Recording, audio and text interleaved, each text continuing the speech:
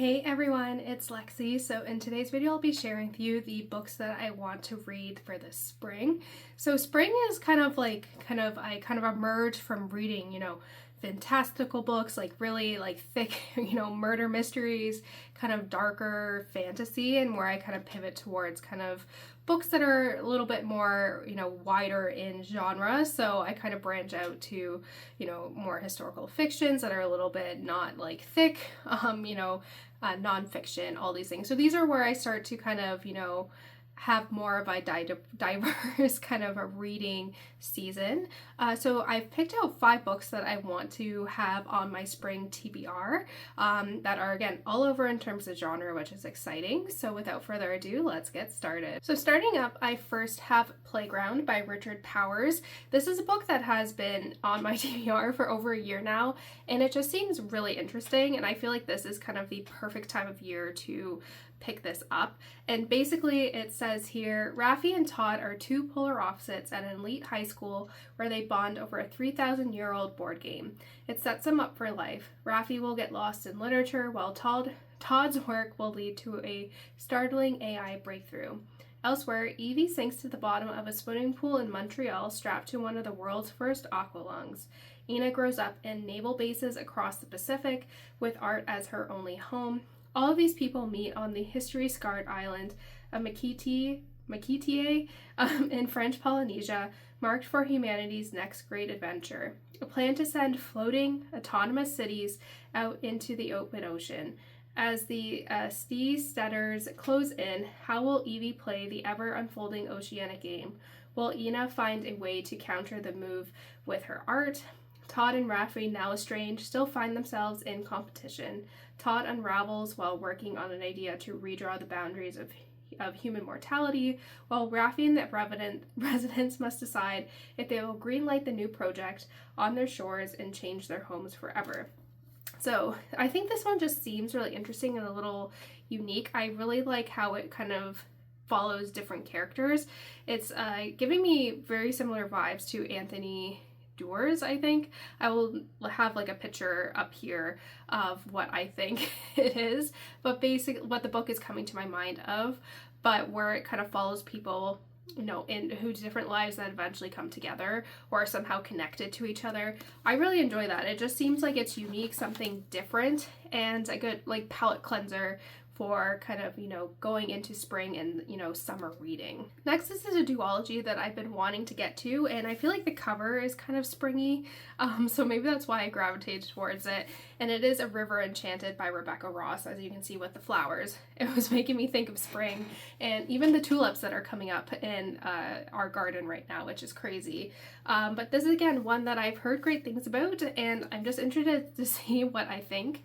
But it says, it starts with a letter and an ominous journey across dark waters. 10 years after being sent away to the mainland to become a bard, Jack is summoned home to Cadence. Girls are going missing from the island, and Adria, his childhood nemesis and the future leader of the clan, believes Jack is the only one who can find them. The elemental spirits that dwell in every breath of air, splash of water, blade of grass, and flicker of fire find mirth in the lives of the humans, and a bard's magic is the only way to summon them and ask that the girls be returned. Yet as Jack and Adria get closer to solving the mystery, it becomes apparent that an older, darker secret about Cadence lurks beneath the surface, and no harp song may be strong enough to stop it. This one just seems really interesting, a little bit unique, a little bit something different than some of the fantasy books that I tend to read.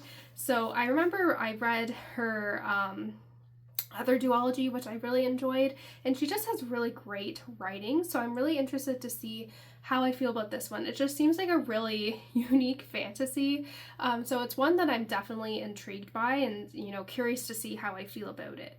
This is a nonfiction book that has been on my TBR for far too long, and I feel like, again, that it will just be something fun. I know once I pick it up and read it, I'll be hooked right away, but it's just getting there, and I feel like having kind of set that goal for, the spring season, it kind of, forces me to kind of venture out.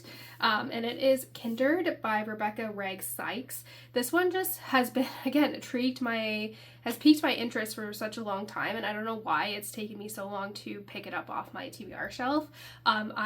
During my undergrad, I double majored in biomedical engineering and anthropology, so the anthro nerd in me is really excited about this and like can, will feel, like, kind of learning more about stuff that I learned about in school. But it says, in Kindred, the author uses her experience at the cutting edge of Paleolithic research to share our new understanding of Neanderthals, shoving aside cliches of rag-clad brutes in an icy wasteland. She reveals them to be curious, clever connoisseurs of their world, technologically inventive and ecologically adaptable. They range across vast tracts of tundra, but also stalked in dappled forests and waded in the Mediterranean Sea. Above all, they were successful survivors for more than 300,000 years during times of massive climatic upheaval. At a time when our species has never faced greater threats, we're obsessed with what makes us special. But much of what defines us also in much of what defines us was also in Neanderthals, and their DNA is still inside us. Planning, cooperation, altruism, craftsmanship, aesthetic sense, imagination, perhaps even a desire to transcend beyond mortality.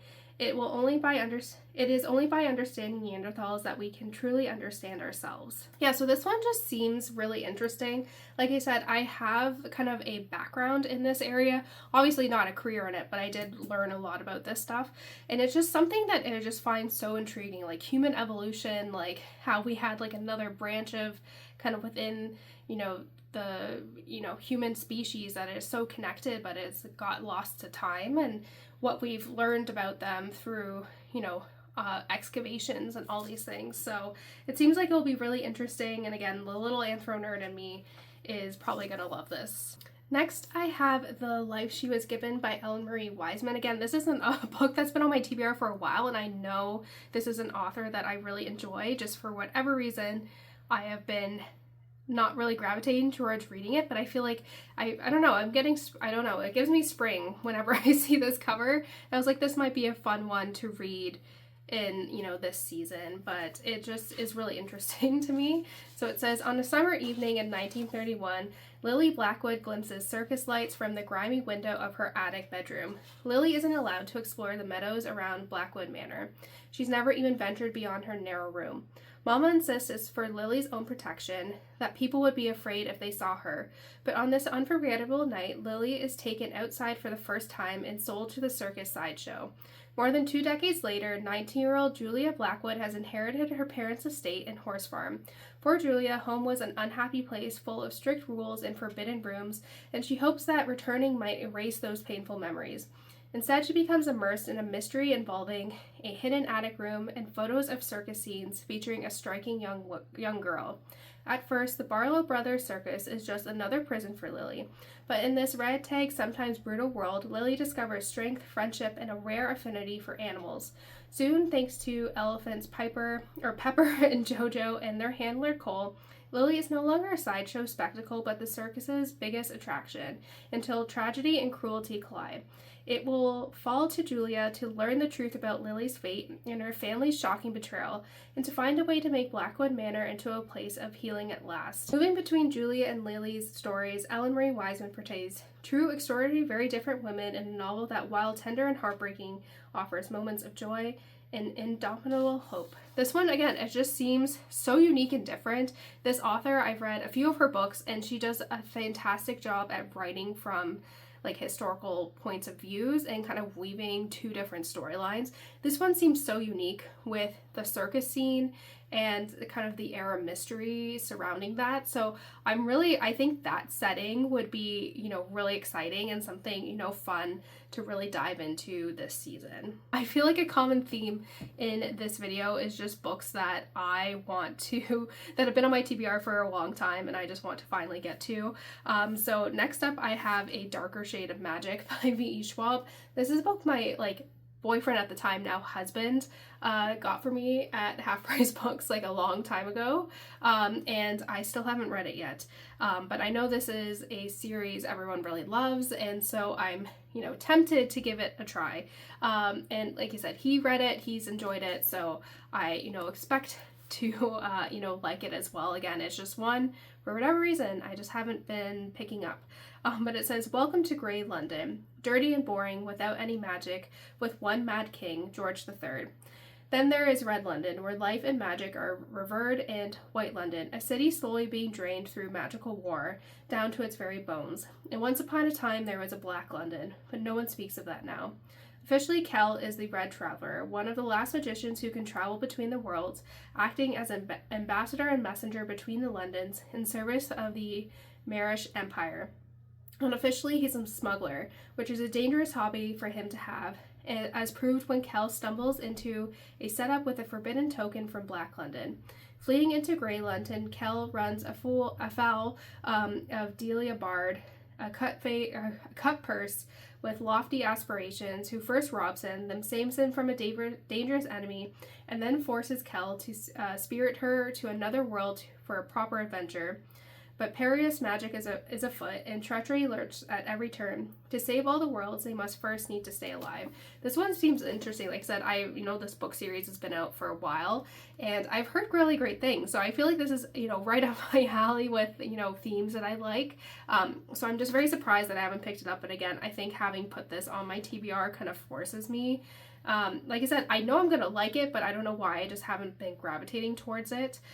So I'm definitely excited to see, what all the hype is about for this one. So that's it, guys. Thank you so much for watching. I hope you enjoyed this video. Let me know in the comments below what some of your kind of spring TBR books are and all of that fun stuff. So yeah, thank you guys so much for watching. Don't forget to give this video a thumbs up, and I will see you guys next time.